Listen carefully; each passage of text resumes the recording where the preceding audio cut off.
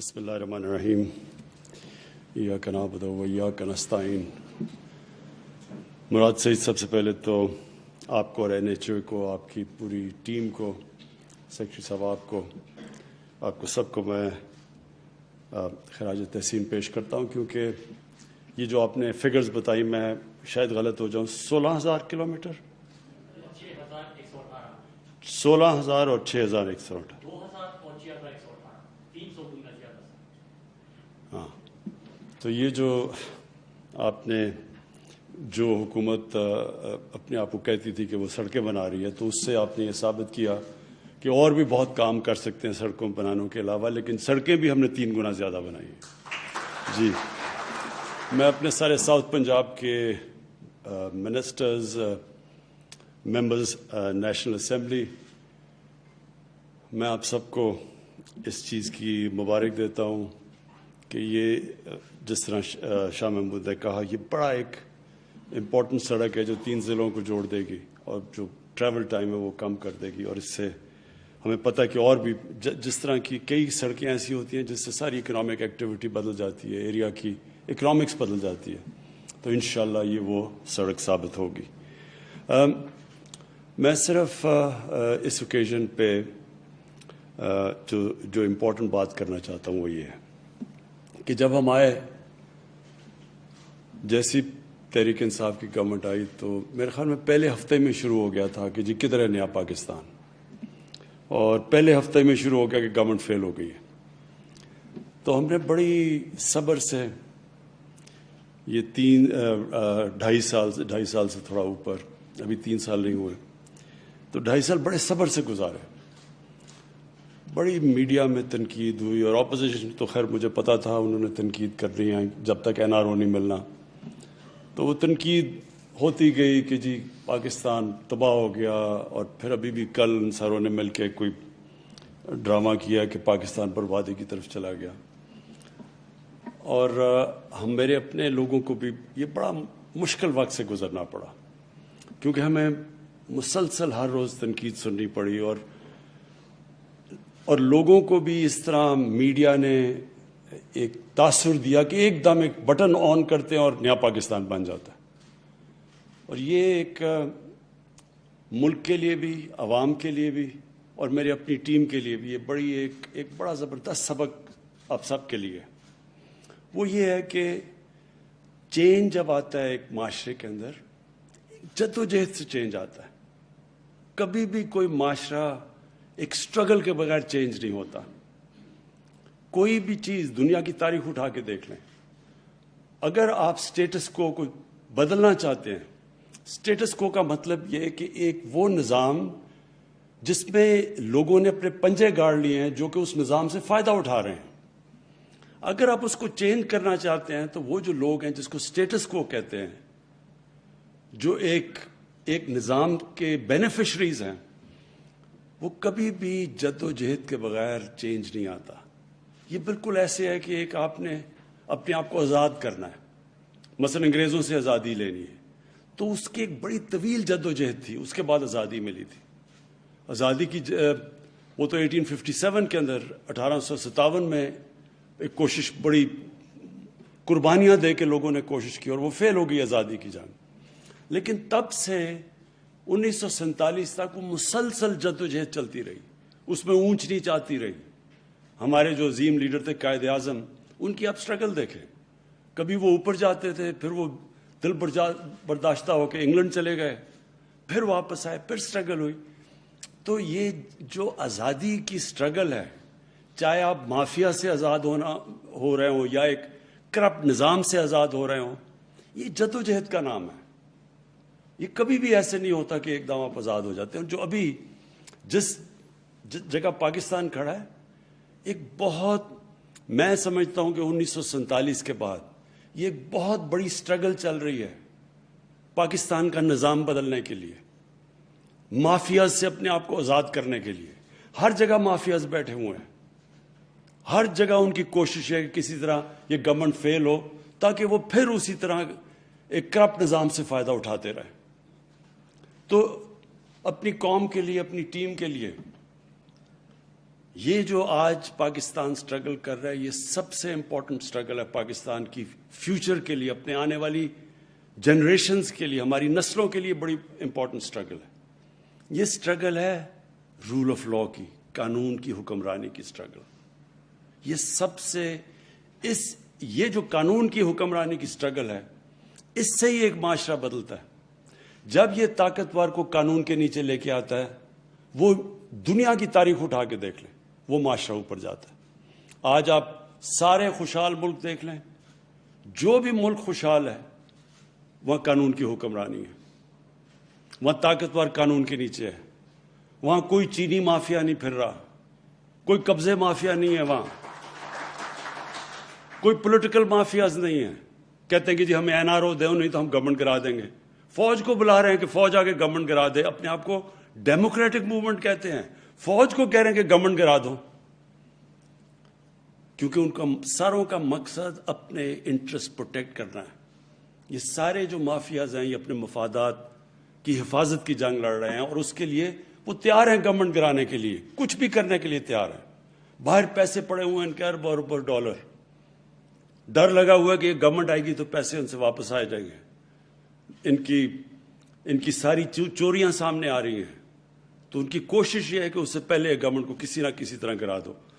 تو پہلے تو معیشت تباہ کر دی، یہ ڈرامہ چلتا رہا. پھر پتہ چلا کہ وہ معیشت کرونا کے باوجود، ہندوستان میں ذرا دیکھیں آج کیا حالات ہیں. ہمارا اور ہندوستان کا ایک ہی طرح کے جو آبادی ہے، جو ڈینسٹی پاپولیشن ہے، جو موسم ہے، ہمارا تو ان سے ملتا جلتا ہے. ہندوستان کی حکومت نے کیا فیصلے کیے، آج ان کا کیا حال ہے. ہم نے کیا فیصلے کیے، آج اللہ نے ہمیں کیسے نکالا ہے. اور اس کے باوجود جب ان کا -7 پہ گروتھ ریٹ ہے، ہمارا 4% پہ چلا گیا، جبکہ ہمارے ہندوستان سے بہت برے حالات تھے. ہندوستان کے مقابلے میں پاکستان کے حالات جب کرونا آئی ہے تو دیکھیں ان کے تو بڑے خوشحال، ان کے جو ملک کی گروتھ ریٹ تھی، ان کے ریزروز تھے، ان کے روپے پہ پریشر نہیں تھا، ان کے تو ریزروز بہت بڑے تھے. ان کے مقابلے میں دیکھیں کہ پاکستان نے کس طرح یہ ایک سال، پہلا سال سٹیبلائز کرنے میں لگایا، دوسرا سال کرونا آ گئی، کرونا سے پھر اپنے لوگوں کو بھی بچانے کی کوشش کی، اپنی معیشت کو بھی بچانے کی کوشش کی. اور اللہ کا شکر ہے، کوشش انسان کرتا ہے، کامیابی اللہ دیتا ہے. تو جو آج جدھر ہم کھڑے ہیں اور جدھر آگے ہم جا رہے ہیں، اب میرا ایمان ہے کہ جو سب سے مشکل وقت تھا اس سے ہم نکل گئے ہیں. آگے جو انشاءاللہ وقت آ رہا ہے، یہ پاکستان کی جو ترقی آ رہی ہے وہ یہ نہیں ہوگی جس طرح پہلے کے سائیکل اوپر نیچے جس طرح ہم جا رہے تھے. یہ اب پاکستان وہ ادھر سے سفر شروع کرے گا جدھر سے ایک وقت پہ سارے ایشیا کے اندر پاکستان کی چوتھی اکانومی تھی 1968 میں. انڈیا، جاپان، چائنا اور انڈیا کے بعد چوتھا پاکستان تھا. اور اس کے بعد دیکھیں کہ ہم کدھر چلے گئے. تو وہ پھر سے وہ ساری جو پالیسیز ہیں، اپنی انڈسٹری کو انکریج کرنا، اب اپنے ایگریکلچر کو اٹھانے لگے ہیں. ابھی بھی ماشاءاللہ جو فصلیں ہوئی ہیں، پہلے کسانوں کو پیسے لے کے دیے، جو شوگر ملز پیسے نہیں دیتے تھے. ایک سال بیچارہ کسان انتظار کرتا تھا. پہلے اگر 180 ریٹ ہے تو 120 روپے ملتا تھا اس کو. پورا پیسہ ملا ہے، ٹائم پہ ملا ہے. اس پیسے کو کسان نے اپنی زمین میں لگایا ہے، ریکارڈ پیداوار آئی ہے. اور جب کسان پیسہ بناتا ہے تو وہ لنڈن میں مے فیئر میں فلیٹ نہیں لیتا، وہ اپنی زمین پہ پیسہ لگاتا ہے، ملک کو خوشحال کرتا ہے.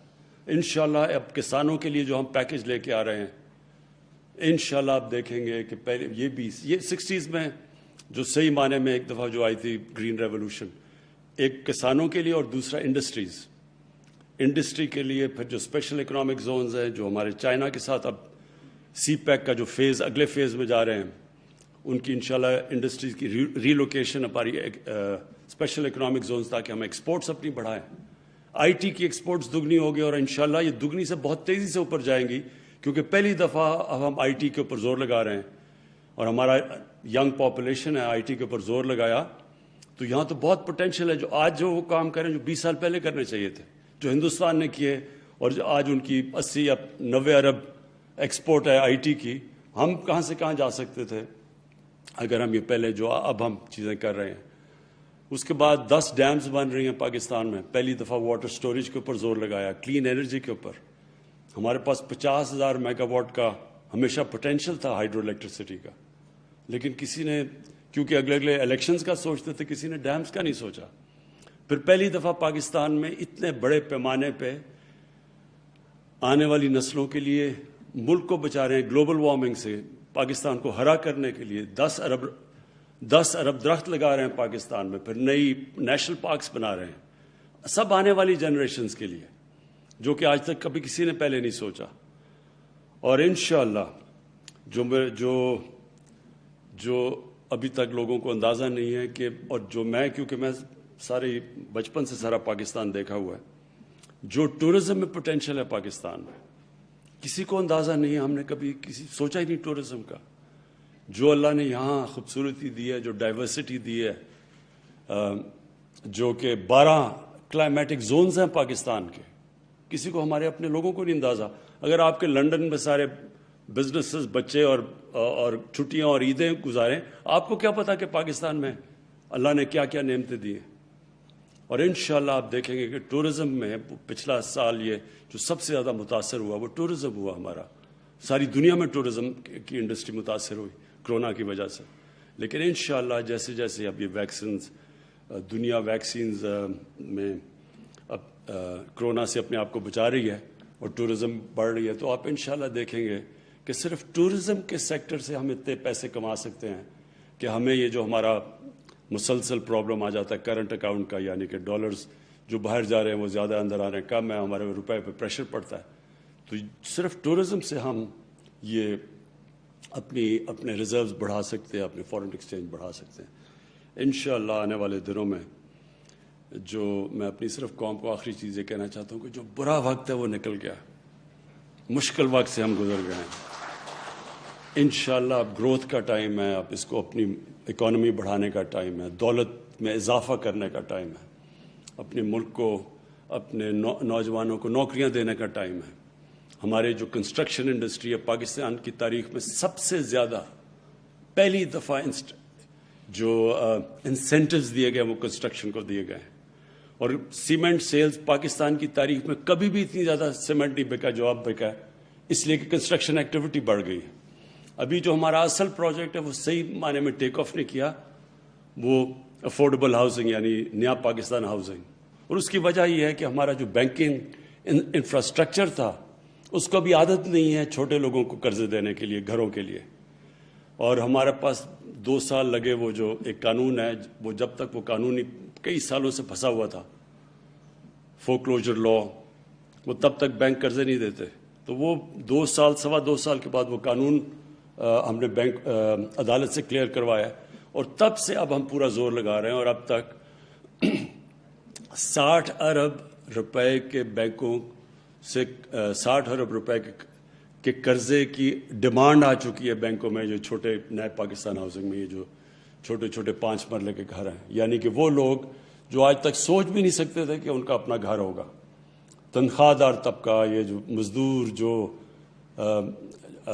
گریڈ 4 پہ کام کرنے والے, سرکاری نوکر, جو پولیس والے, یہ کوئی بھی ویلڈر, میکینکس, یہ کبھی اپنا سوچ نہیں سکتے تھے کہ ان کے پاس اتنا پیسہ گیا گھر بنانے کا.